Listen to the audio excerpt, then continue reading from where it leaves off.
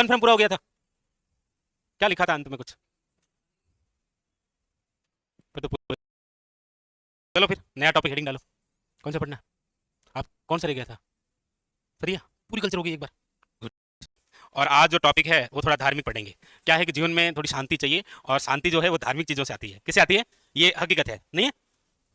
शांति जो जीवन में कई बार क्या होता है कि जैसे गाने वाने सुनते हैं ना, तो वो तो हमें उस माहौल में ढाल देते हैं, लेकिन हमें बिल्कुल उस माहौल में नहीं जाना है। हमें रहना है बिल्कुल धार्मिक, हमें करनी है भक्ति। इसलिए हेडिंग डालो, राजस्थान में प्रमुख लोक देवियां।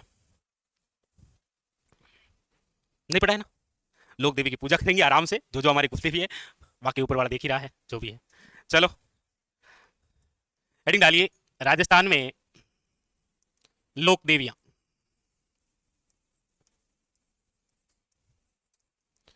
राजस्थान में लोक देवियां बहुत अच्छा और बेहतरीन सा टॉपिक है ये।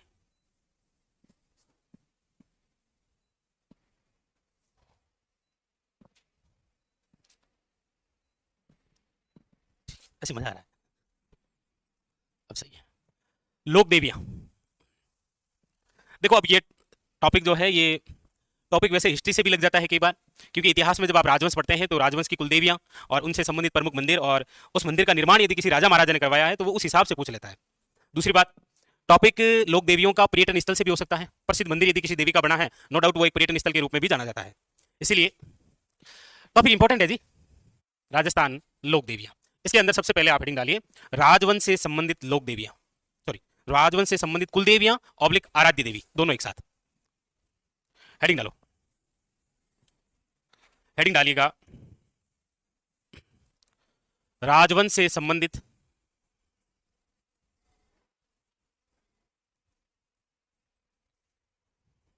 कुलदेवी, राजवंश से संबंधित कुलदेवी।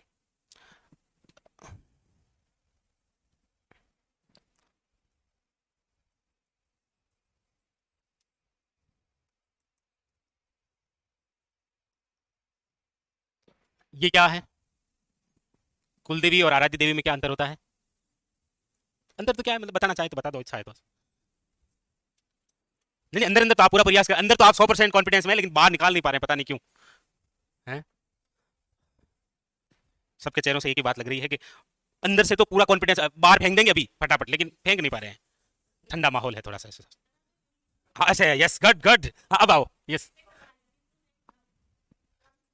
Okay okay. कुलदेवी हमारे हाथ में नहीं है, आराध्य देवी हमारे हाथ में है। क्या समझे? बना सकते हैं, जो होती है वो करनी पड़ती है, यहाँ कोई ऑप्शन नहीं है। ओके, अदर और कोई? आप ठीक है, ठीक है। हाँ कोई साहब, कहने से ठीक है, दो ही ठीक है। आप कुछ बताना चाहेंगे? नहीं, आप कुछ बताना चाहें? ठीक है। हाँ आप, अरे फेंको। हाँ ये सही था, तो लिख लो इसके आगे डेस करके, सब सही है। उसको क्या करूँ? देखिए, कोई भी राजवंश है, कोई भी वंश होता है, कोई भी कुल होता है, उसकी प्रोपरी एक देवी होती है जिसे कहा जाता है कुल देवी। इसी राजवंश, इसी वंश या इसी कुल का कोई व्यक्ति अपनी तरफ से जब किसी अन्य किसी देवी की आराधना या पूजा करने लग जाता है, उस कुल की देवी के अलावा, उसे आप क्या कहते हैं? आराध्य देवी। जैसा कि किसी भी व्यक्ति के हाथ में बस ये होता है कि वो अपनी आराध्य देवी चुन सकता है अपनी इच्छा से। कुल देवी जो उसकी वंश या जो उसकी कुल की है वो रहेगी, लेकिन इन दोनों के बीच में एक शब्द और आता है, और अब वो सब तो मैं जिससे पूछूंगा वही मुझे बताएगा। ये किधर जाएगा? ये ऊपर चढ़ेगा कि इसके साथ में आएगा? इष्ट देवी। हाँ साहब, अब आपको बताना पड़ेगा। यस, आराध्य देवी। मुझे लगता है आप धार्मिक नहीं हो, हैं? सही, आराध्य देवी। ठीक है, सारी बातें हम कर लेंगे धीरे धीरे धीरे धीरे कदमों के साथ, अचानक नहीं पढ़ेंगे एक साथ में। तो राजवंश से संबंधित क्या पढ़ने जा रहे हैं? कुल देवियां, जो है। चलिए फिर आप डायग्राम सा बना लीजिए, एक तरफ लिख लीजिए राजवंश, एक तरफ लिख लीजिएगा कुल देवी। ठीक है, या फिर ऐसे नहीं बनाइए, बनाए तो नहीं है ना अभी? चलो नहीं बनाइए, आप बिल्कुल सीधे सिंपल आदमी हैं, आपको कैसे परेशान कर सकता हूं मैं, इसीलिए आपको परेशान नहीं करूंगा मैं, क्योंकि आपके हजारों काम है जी पढ़ाई के अलावा भी। इसीलिए आप डायरेक्ट लिखिए नंबर 1, 1 नंबर करके लिखिएगा।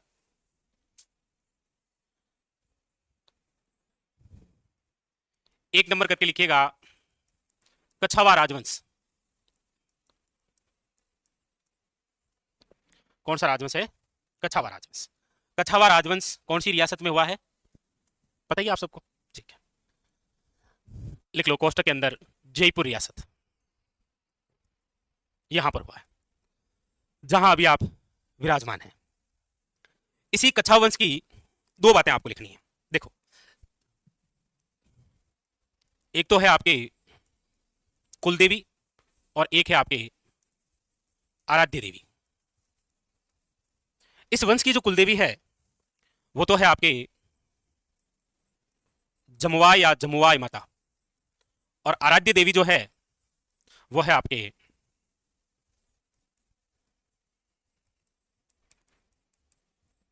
ये सीता ठीक नहीं लगा, हाँ? सीता माता,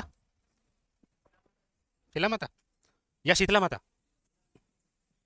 ये तो कई बार जिक्र किया है हमने। चलो, कहां से शुरुआत होती है आराध्य देवी की? मान सिंह से। आमेर के एक राजा थे जिनका नाम था मान सिंह, या फिर इसे आप पढ़ते हैं मिर्जा राजा मान सिंह या मान सिंह फर्स्ट कहते हैं। वो यहां से बंगाल जब अभियान करते हैं तो वहां के केदार जो नाम के राजा होते हैं उनको पराजित करते हैं, और वहां से आते समय एक तो मूर्ति लाते हैं और वहां से एक लड़की को लाते हैं, लड़की से तो शादी कर लेते हैं और मूर्ति के लिए एक मंदिर बनाते हैं। हमने जब किले या दुर्ग पढ़े होंगे तब आपने पढ़ा होगा कि आमेर किले के अंदर उस मूर्ति के लिए एक मंदिर बनाया था मान सिंह ने। क्या नाम था? क्या नाम था? आपकी पूरी हो चुकी है ना? यस। और किसके पूरी हो चुकी है? नहीं नहीं, मैं समझ गया और किस किसके। हाँ, आप में कमी है। किसकी? हाँ? शिला माता लिखो, शिला माता ही तो है। शिला माता का मंदिर आमेर में बना हुआ है, शीतला माता का मंदिर चाकसू में बना हुआ है। चाकसू के अंदर जो शीतला माता का मंदिर है वो माधो सिंह ने बनाया, और ये किसने बनाया है? मान सिंह ने। बस, हालांकि स्थान विस्तान भी हम नहीं लिखेंगे, आगे लिखेंगे। यहां पर केवल इतना लिखना है कौन से वंश से संबंधित कौन सी कुलदेवी या आराध्य देवी है। लिख लिया आप सबने? उसके बाद में फिर आगे लिखिएगा नंबर 2। नंबर 2 लिखिएगा बीकानेर के राठौड़। प्रोपरी नाम लिखा है हमने बीकानेर के राठौड़, ठीक है। बीकानेर के जो राठौड़ हैं इनकी आपको चाहे कुलदेवी पूछे या फिर आराध्य देवी, वो आप सब जानते हैं, एक ही है, वो है करणी माता। लेकिन ध्यान रखिएगा ऊपर नाम क्या लिखा हुआ है। नाम ऊपर लिखा हुआ है बीकानेर के राठौड़, केवल राठौड़ नहीं लिखा है। क्या लिखा है? बीकानेर के राठौड़ों की कुलदेवी या फिर आराध्य देवी कौन है? तो करणी माता। फिर लिखिएगा आगे, और नंबर 3 है आपके राठौड़ राजवंश मूल रूप से जिस रियासत में है वो है आपके मारवाड़, और राठौड़ राजवंश की जो कुलदेवी है वो है आपके नागणेची माता। कौन सी माता है? नागणेची माता। लिखो, तो राठौड़ राजवंश की कुलदेवी पूछा जाए तो कौन है? नागणेची माता। लेकिन बीकानेर के राठौड़ों की कुलदेवी आराध्य देवी पूछे तो कौन है? करणी माता। ओके, लिख लिया सबने? नोट लगाइए, NOTE note.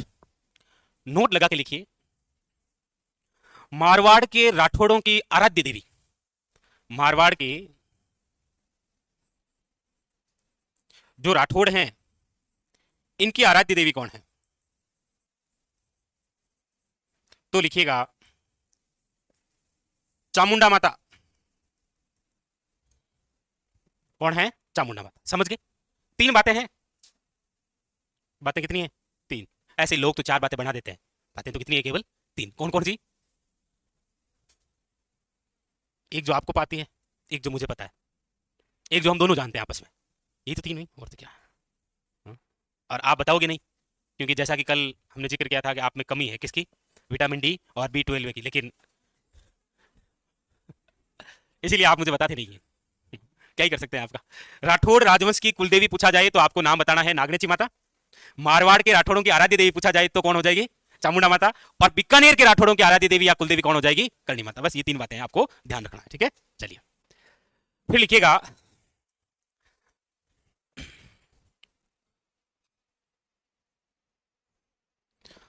Number 4, Guhil oblique Sisodia वंश। गुहिल या फिर सिसोदिया वंश, कोष्टक के अंदर डाल लो, ये कहां पर है? मेवाड़ में, मेवाड़। और इनकी आप लिखिएगा कुलदेवी, और इनकी जो कुलदेवी है वो है आपके बाण माता। इनकी जो कुलदेवी है वो कौन सी है? बाण माता, बाण माता।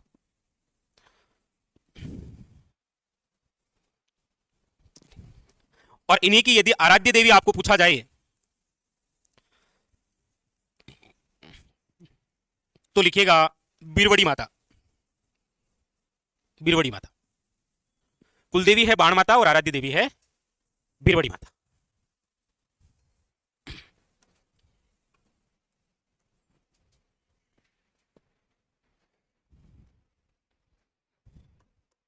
लिख लिया क्या? हाँ जी, लिख लिया। फिर लिखिएगा नंबर 5, वो है आपके चौहान राजवंश। चौहान राजवंश, चौहान राजवंश की कुलदेवी हम पढ़ते हैं तो आप पढ़ेंगे वो है आपके शाकंभरी माता। कौन सी है? शाकंभरी माता। लेकिन आपके मन की बात मैंने पढ़ ली है, चिंता नहीं करना आपको, मुझे पता है आप क्या पूछना चाह रहे हैं। ना ना, अंदर ही दबा लो वो क्वेश्चन, वरना मेरे अंदर से क्वेश्चन आएंगे 4-5। आप में से किसी के जहन में ऐसा आ रहा होगा कि सर हमने आशापुरा माता भी सुना है। सुना है क्या? सुना ही होगा, सुनते ही तो हो आप, पढ़ते कहां हो। तो आशापुरा माता सुना होगा किसी से। लेकिन याद रखना वो चौहान राजवंश की कुलदेवी नहीं है। वो चौहानों की एक शाखा है जिसका नाम है सोनगरा चौहान। वो सोनगरा चौहानों की कुलदेवी है। नोट करके लिखना है, इसके जस्ट नीचे नोट करके लिखो आप, सोनगरा चौहानों की कुलदेवी। वो हो जाएगा आपके कौन सी? आशापुरा माता, आशापुरा माता, ठीक है। चौहानों के अंदर एक बात और आप सुनते हैं,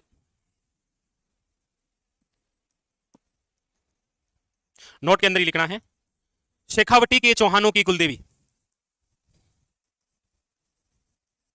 मतलब आप ऐसा सुन सकते हैं जी। तो इस समय आपको ध्यान देना है कि ऑप्शन में आपको मिलेगा, पता ही है, बी। ऑप्शन बी क्या मिलेगा?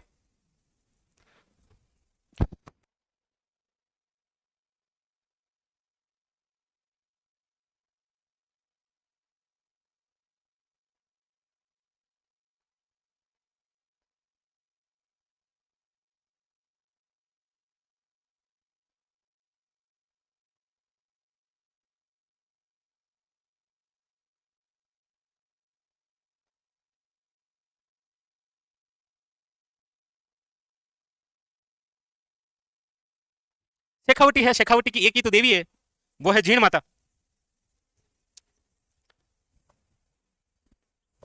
शेखावटी, शेखावटी जीण माता। चलिए कंप्लीट। ये जो 5 राजवंश आपके सामने लिखे हैं, ये मूल रूप से आप इतिहास जब पढ़ते हैं तो कछावा राजवंश पढ़ते हैं, फिर आप राठौड़ राजवंश पढ़ते हैं, इस बीच बीकानेर के राठौड़ पढ़ते हैं, इस बीच आप घुइल या सिसोदिया पढ़ते हैं, और इस बीच आप क्या पढ़ते हैं? चौहान राजवंश। ये मूल रूप से सिलेबस में होते हैं। इसके अलावा और कौन कौन से राजवंश हैं जिनको आप वैसे हल्के में ले लेते हैं, लेकिन एग्जामिनर उनको हल्के में नहीं लेता है? क्वेश्चन वहीं से पूछा जाता है आजकल। किसकी? ये वंश की तो नहीं है, लेकिन आप जो पढ़ते हैं ना कि पंचभद्रा झील से नमक उत्पादन करने वाली खारवाल जो जाति है, खारवाल जाति नमक उत्पादन का कार्य शुरू करने से पहले शाकंभरी माता के धोख देती है। जैसे आप एग्जाम हॉल में जाने से पहले, लेकिन आपके तो उस समय कोई पर्सनल रहता नहीं, आप तो जो भी मंदिर आया, लेकिन ये पर्सनली है इनके, तो खारवाल जाति की है आराध्य देवी, बिल्कुल सही है। वो नमक उत्पादन करने से पहले उनके कहते हैं माता जी ध्यान रखियो। चलो आगे बढ़े, आगे लीजिए। नेक्स्ट है आपके सामने लीजिए नंबर 6 लिखिएगा, इधर से नंबर 6 में लिखिएगा भाटी राजवंश। और भाटी राजवंश की हम बात करते हैं तो ये जिस क्षेत्र में जहां हुआ है वो है जैसलमेर। जैसलमेर रियासत के अंदर कौन सा वंश है? भाटी राजवंश। और भाटी राजवंश की जो कुलदेवी है वो है आपके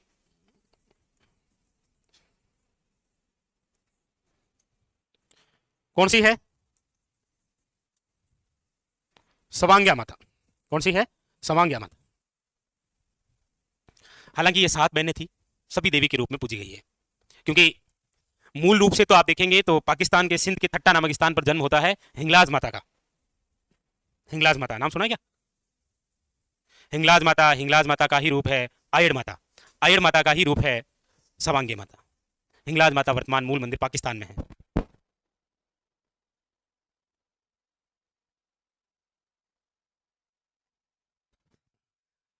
तो ये उसी माता का रूप है। भाटी राजवंश कुलदेवी कौन सी? सवांगी माता। आगे आगे लिखिए। फिर आ जाइए आप यहां जहां कोई नहीं आता जाता है, नंबर है 7 और वो है आपके परमार राजवंश। परमार वंश। परमार वंश वैसे देखेंगे तो हमारे राजस्थान में नहीं, मूल रूप से तो परमार वंश जो मिलेगा आपको वो कहां मिलेगा? राजस्थान में नहीं मिलेगा, ऐसे कह दो। मूल रूप से कहां है? ऐसे बोलो, ऐसे मतलब पूरा बोलो है भाई, कौन नहीं हटे। मालवा में नहीं क्या? मालवा में नहीं सुनते कभी? एक नाम सुना है क्या कि चित्तौड़गढ़ किले में एक मंदिर बना हुआ है त्रिभुवन नारायण मंदिर, जिसका निर्माण भोज परमार ने करवाया था, जो मुंज परमार का वंशज था। मुंज परमार जिसने मेवाड़ के शासक शक्ति कुमार पर आक्रमण किया था। कहां पर किया था? शक्ति कुमार के समय। ऐसा नहीं पढ़ते क्या? फिर त्रिभुवन नारायण मंदिर का निर्माण हुआ, फिर उस मंदिर का जीर्णोद्वार मोकल ने करवाया तो उसका नाम हो गया समिदेश्वर मंदिर। तो परमार मूल रूप से आप देखेंगे तो कहां पर है? मालवा में। हमारे राजस्थान में भी हुए हैं परमार। कहां पर है ये? अभी तो बोला जहां पर कोई आता जाता नहीं है, माउंट आबू। सिरोही इसीलिए नहीं लिख सकते क्योंकि सिरोही के अंदर जो है वो आपके देवड़ा चौहान हुए हैं। माउंट आबू में आपको मिलेगा। यहीं की तो वो नहीं सुनते क्या आप? इंचनी देवी, पृथ्वीराज चौहान, भीमदेव सेकेंड, इंचनी नहीं, टाटा इधर उधर, हाँ मैं चाहती हूं, नहीं सुना कुछ? लव मेरीज, हेलो पापा मान गए, नहीं सुना कुछ? नहीं सुना? अरे हाँ पापा ने तो करवाए थे। चलो कोई नहीं, छोटो, अपने यहीं पर ध्यान दीजिए। परमार जो वंश है इसकी जो कुलदेवी है वो कौन है? ये तो मतलब जाति कर रहे हो आप राजस्थान के साथ।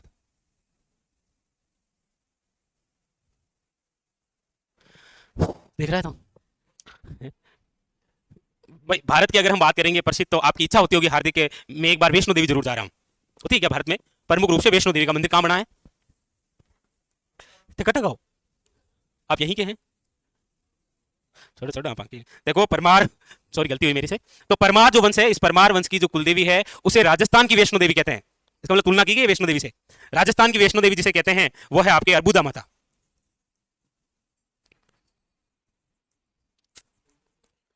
अर्बुदा माता।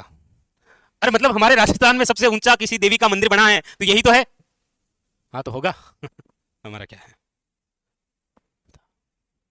परमार वंश लिख लिया? शाबाश, इसमें पीछे नहीं रहते, मुझे पता है शुरू से ही। उसके बाद में फिर लिखो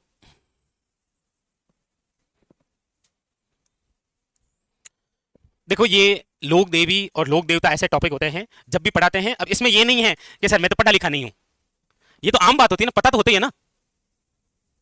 लेकिन सर आम बात, हम आम लोग नहीं हैं।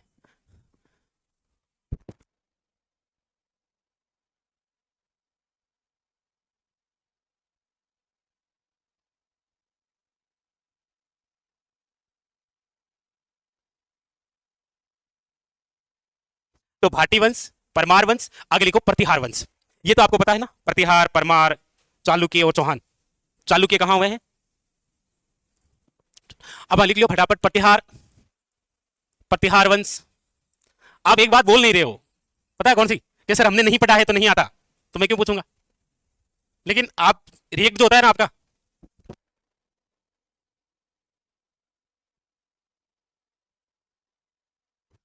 प्रतिहार वंश की जो कुलदेवी है वो कौन है? नहीं पूछेंगे आपसे भाई। चामुंडा माता कौन है? चामुंडा माता लिखिएगा। उसके बाद में फिर लिख लीजिएगा अगली बात, वो है आपके नंबर 9,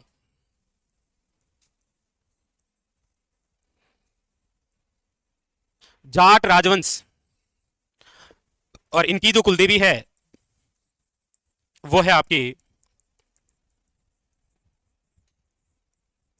राजेश्वरी माता। राजेश्वरी माता।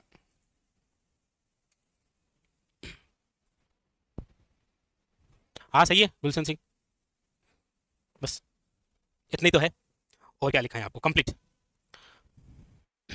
अब इसके अलावा आप पढ़ते हैं जैसे किसी प्रोपरी समाज की कोई कुलदेवी, जैसे सिरवी समाज की कुलदेवी आप पढ़ते हैं तो वो पढ़ते हैं आप, पता ही आपको तो आई माता। ओसवालों की कुलदेवी आप पढ़ते हैं तो सच्चाई माता पढ़ते हैं। अग्रवालों की कुलदेवी आप पढ़ते हैं तो रानी सती। सेन समाज की कुलदेवी आप पढ़ते हैं तो नारायणी माता। ऐसे पढ़ते हैं ना, शाबाश।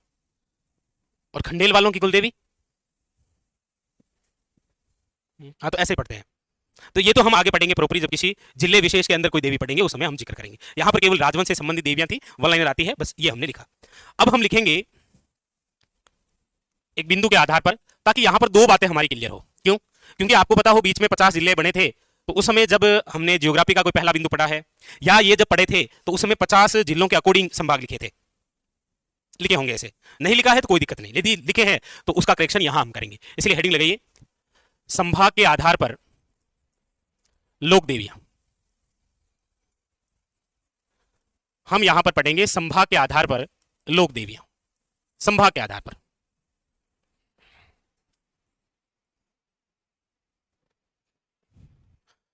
और संभाग आपको पता ही है कितने हैं, 7 हैं, जिनकी शुरुआत 1949 में हीरालाल शास्त्री ने की थी। फिर 1962 के अंदर मोहनलाल सुखाड़िया ने बंद कर दिया था।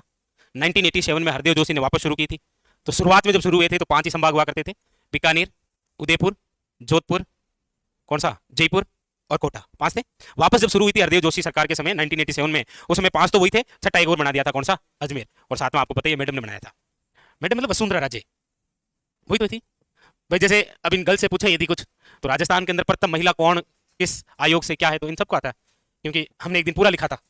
मेरे हिसाब से 15-20 लाइनें लिखी होगी, तो 15-20 लाइनों का कुछ नहीं, वो तो आता ही इनको। नहीं नहीं पूछा, गालियां देने लगे। संभाग के आधार पर लोग नहीं पूछूंगा ना, आई शपथ।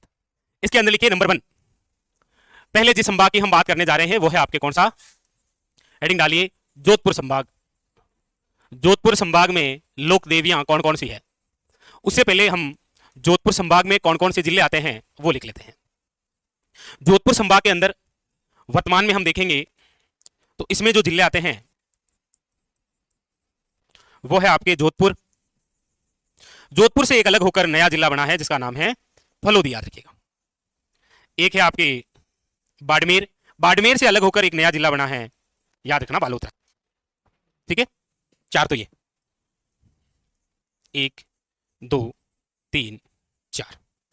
Number 5 Jaisalmer. Number 6 Sirohi. Number 7 पाली। नंबर 8 जालोर। अब लिखने, क्या मैंने ये सही लिखे हैं, क्या मैंने ये सही लिखे हैं,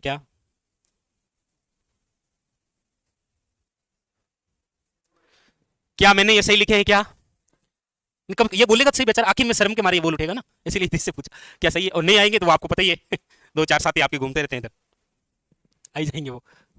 सही है क्या ये?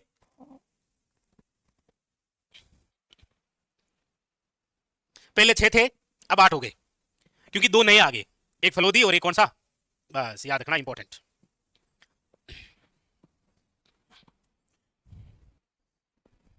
ठीक है, सब कुछ करें फिर शुरू।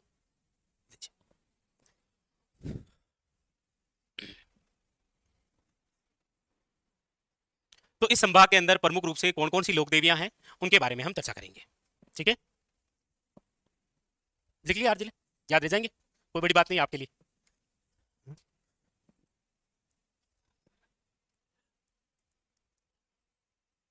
सबसे पहले जो माता हम पढ़ने जा रहे हैं वो है आपके चामुंडा माता।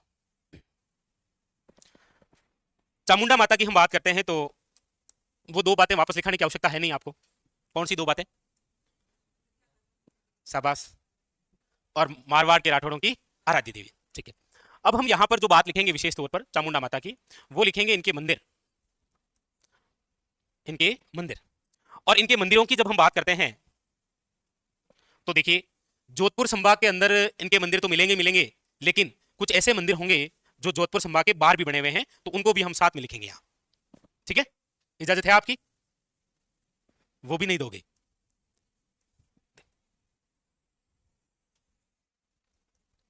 हमारे राजस्थान में चामुंडा माता के मंदिरों की हम बात करते हैं तो प्रमुख रूप से 4 जिलों में है ये मंदिर, 4 स्थानों पर। मूल रूप से मंदिर की बात करेंगे तो एक तो बना हुआ है कहां पर? मंडोर में, और मंडोर आप सब जानते हैं कहां पर है? जोधपुर के अंदर। एक यहां पर बना हुआ है, एक बना हुआ है आपके मेहरानगढ़ जो किला है वहां पर, और ये भी कहां पर है? जोधपुर में। एक मंदिर जो है वो बना हुआ है सलूम्बर में। हालांकि अब सलूम्बर भी एक स्वयं जिला हो गया है, लेकिन सलूम्बर के अंदर एक स्थान है और वो है आपके चावंड। कौन सा है? चावंड, जो कि अब एक नवीनतम जिले में आता है सलूम्बर में। और एक मंदिर जो है वो बना हुआ है आपके अजमेर में परोपरी, तारागढ़ किले के पास में। तारागढ़ किले के पास में, आपको पता ही होगा जब तारागढ़ में पृथ्वीराज चौहान रहा करते थे तो वो जब किले से बाहर आया करते थे तो वो डायरेक्ट मुख्य गेट से बाहर नहीं आते थे। लोगों की भीड़ हुआ करती थी किस राजा छेल पिले में, भीड़ हो जाया करती थी। इसीलिए वो उस तारागढ़ किले के अंदर से गुफा हुआ करती थी। कभी नाम सुना हो आपने? शीशा खान की गुफा। उस गुफा से वो आया करते थे जो तारागढ़ किले के बाहर आती है, वहीं पर मंदिर है और वहीं पर दर्शन किया करते थे। 4 जगह मंदिर बने हुए हैं चामुंडा माता के। इनमें से इंपॉर्टेंट क्या बात है वो देखो। मंडोर के अंदर तो आप सब जानते हैं कि प्रतिहार राजवंश की सबसे प्राचीन शाखा रही है। तो चामुंडा माता जो है वो प्रतिहारों की तो क्या है? कुल देवी है। और मंडोर में कौन सा वंश हुआ है? प्रतिहार। तो यहां पर तो ऐसे देखा जाए तो कोई विशेष बात है नहीं, जो विशेष बात थी वो आपको पहले लिखा दी कि प्रतिहारों की क्या है, ये यहां लिखाने की आवश्यकता नहीं है। दूसरी बात करते हैं मेहरानगढ़ किले में जो मंदिर बना हुआ है। मेहरानगढ़ जो किला है वो आपको पता ही है मारवाड़ के राठौड़ों का है। यहां पर जो मंदिर बना हुआ है इस मेहरानगढ़ किले में, इस मंदिर का जो निर्माण है, यानी कि चामुंडा माता का जो मंदिर है, इस मंदिर का जो निर्माण है वो करवाया है किसने? याद रखिएगा, राव जोधा ने। किसने करवाया था? राव जोधा ने। लेकिन 1857 के अंदर आपको पता हो तो हमारे भारत के अंदर 2 जगह बिजली गिरने की घटनाएं हमें देखने को मिलती है। 1857 की बात कर रहा हूं मैं। 1857 में जब इस किले के अंदर बिजली गिरी थी तो ये जो चामुंडा माता का मंदिर है इसका एक भाग जो है वो ध्वस्त हो गया था। इसीलिए उस भाग को वापस बना दिया था। उसी समय मारवाड़ के राजा हुआ करते थे जिसका नाम था महाराजा तख्त सिंह। लेकिन इसी चामुंडा माता के अंदर एक घटना होती है 2008 में। आपने कभी सुना हो तो यहाँ पर भगदड़ मची थी, और फिर ऐसा सुनने में आया था कि ये जो देवी है ये हर 500 वर्षों के बाद या 1000 वर्षों के बाद में मनुष्य की बलि चाहती है। इसलिए इस प्रकार की घटना होती है जिसमें सैकड़ों व्यक्ति मारे गए थे। और इस भगदड़ की जांच के लिए कमेटी बैठी थी, जो हालांकि आज भी बैठी है, और वो जो कमेटी है वो है जसराज चोपड़ा। और जब तक ये कमेटी बैठी है आपके एग्जाम में आती रहेगी, ताकि एहसास होता रहे कि कमेटी बैठी है। 2008 में भगदड़ मची, उसकी जांच के लिए कौन सी कमेटी आई थी? जसराज चोपड़ा। यहां से यदि कोई क्वेश्चन आएगा तो ये आपके सामने है कि मेहरानगढ़ किले में ये मंदिर किसने बनाया, यहां पर किसने बनाया उल्लेखित नहीं है। यहां पर जो बना वो राव जोधा ने बनाया, और भगदड़ की वजह से याद रखिएगा ये क्वेश्चन बन सकता है। और इसने इसीलिए बनाया क्योंकि इसके बाद में ही मारवाड़ के राठौड़ों की आराध्य देवी मानी गई थी। कौन सी माता? चामुंडा माता। चावंड, चावंड में आ जाइए। चावंड की बात करते हैं तो आपको पता होगा, बात है, ये बात उस समान जमाने की है जिस समय आप नहीं थे। ये बात है 1585 की। 1585 के अंदर आपको पता हो महाराणा प्रताप ने अपनी राजधानी बनाया था। किसे? चावंड को। राजधानी बनाने के साथ में ही अपनी आराध्य देवी का मंदिर बनाया था। तो महाराणा प्रताप की आराध्य देवी कौन थी? चामुंडा माता। पूछा तो नहीं गया है, लेकिन अच्छा क्वेश्चन बनता है कि महाराणा प्रताप की आराध्य देवी कौन थी? चामुंडा माता। और इसका जो मंदिर है वो चावंड के अंदर किसने बनाया था? महाराणा प्रताप ने। महाराणा प्रताप द्वारा निर्मित मंदिर है, क्योंकि महाराणा प्रताप की आराध्य देवी थी कौन? तो महाराणा प्रताप की कुलदेवी तो कौन थी? सब यही कहीं लिखा है क्या? कहां गया? यस, गुइल या सिसोदिया वंश की कुलदेवी कौन सी है? बाण माता। अजमेर के अंदर बात करेंगे तो अजमेर में जो वंश हुआ है वो चौहान है, और चौहानों में शासक थे जिनका नाम क्या है? पृथ्वीराज तृतीय, जो कि चौहान की आराध्य देवी भी यही। उतार लीजिए, उतार लीजिए, ज्यादा इतना लफड़ा नहीं है जितना आप सोच रहे हैं, ठीक है, मतलब मान लो उतार लो आराम से।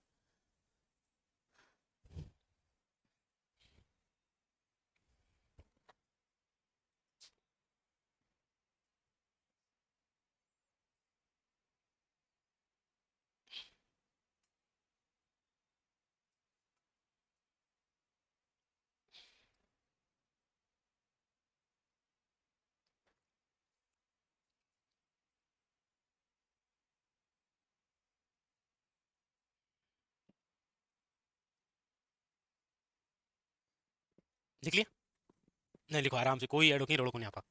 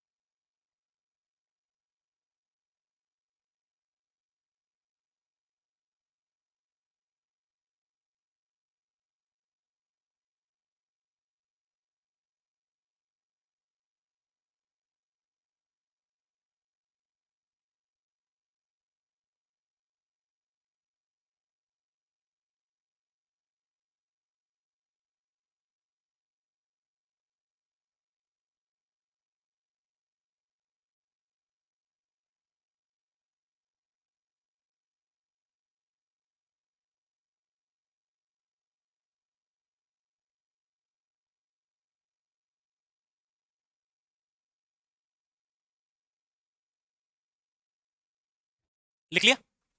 आगे चले।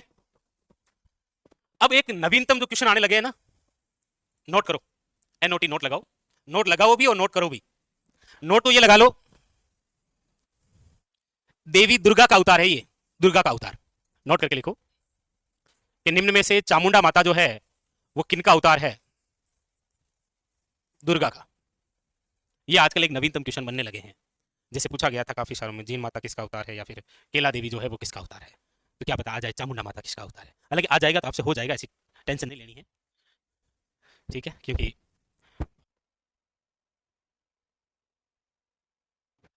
कंप्लीट।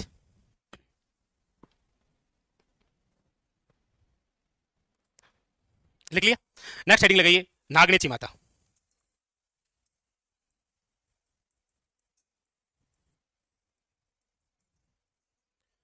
नागनेची माता आप सब जानते हैं कि ये किनकी कुलदेवी है? तो राठौड़ों की। इनकी एक बात लिख लीजिएगा यहां कि ये कितने भुजाओं की देवी है? 18 भुजाओं की देवी कहा गया है, मतलब 18 भुजाएं हैं ये। और इनके मंदिर की हम बात करेंगे तो इनके जो मंदिर हैं वो 3 जगह बने हुए हैं। एक तो बना हुआ है आपके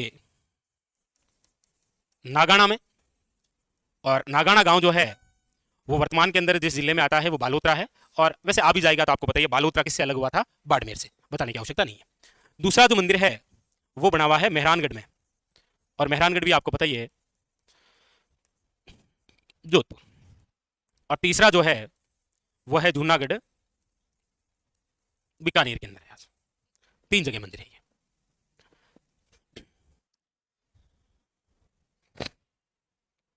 राजकुमार कोई दिक्कत नहीं है, सब सही है ना। नागाना गांव के अंदर जो मंदिर है याद रखिएगा, नागनेची माता का मूल मंदिर है ये। और इस मूल मंदिर के अंदर जो मूर्ति रखी हुई है वो याद रखिएगा किससे निर्मित है, लकड़ी से निर्मित है। और ये मूर्ति जो है वो कहां से, कर्नाटक से लाए थे। कौन लाए थे, तो याद रखिएगा राव दुहड़। राव दुहड़ जो कि राठौड़ों का एक राजा हुआ है। मेहरानगढ़ के अंदर जो मंदिर है लिखिएगा, ये राव जोधा द्वारा निर्मित है। राव जोधा द्वारा निर्मित मंदिर है यहाँ पर। जूनागढ़ के अंदर यदि हम बात करेंगे तो लिखिएगा राव बिक्का द्वारा निर्मित मंदिर। उतारो, ये आपके नागनेची माता की क्या है,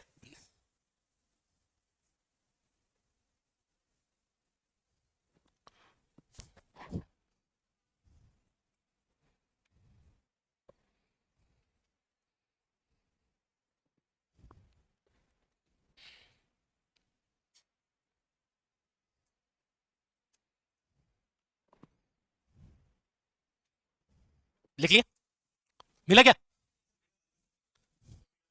राज्य प्राथमिक शिक्षा मंत्री कौन है, अरे मैं कह रहा हूं वो कौन है, वो आपको नहीं मिल रहा है इसका मतलब ये थोड़ी वो है नहीं। कहां ढूंढ रहे हो, हाँ उस पर निकालो, वो निकालो पूरी मंत्री लिस्ट निकालो, वहां लिखा हुआ है। आपको क्या लगता है दिया।